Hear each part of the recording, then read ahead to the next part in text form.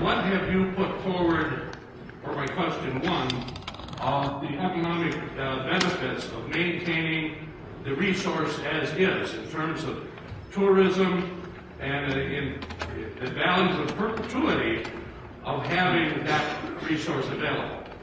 And my second question is, in order for us to be effective in pushing back against this, we need to be strategic.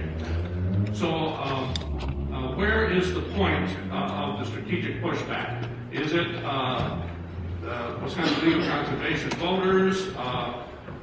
Who is it, so that we can rally around that, those organizations and effectively push back?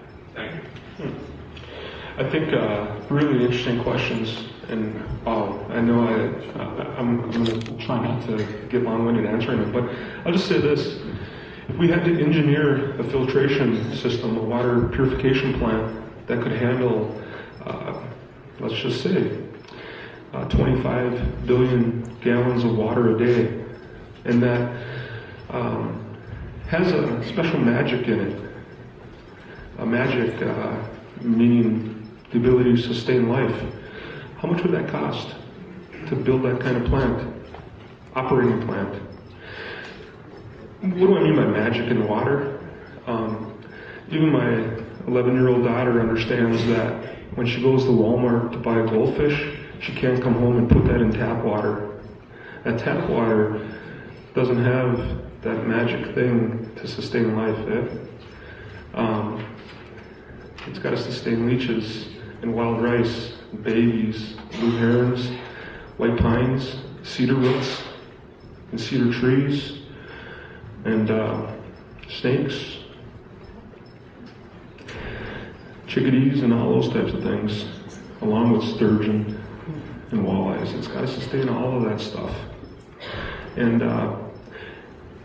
so when we talk about economics, there are think tanks and movements out there that are starting to quantify monetarily how much these pristine ecosystems are worth to communities around them, and how much they're worth in the big scheme of things.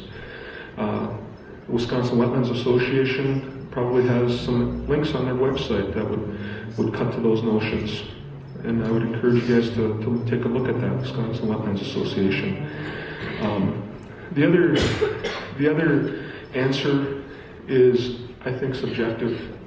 What is the point for saying, essentially, enough's enough? That's something that we're just down here to respectfully put forward as a consideration for you to decide. We're at that point. We register what's taking place, and we definitely register everything as an imminent threat. How we decide to go from here is an individual choice, and it's conscious endeavor. It's the application of proactive conscious endeavor. And I always think of that saying, you know, can a small group of determined people really change things? And then the rest of the line goes something like, indeed, it's the only thing that ever really has, you know? So, yeah.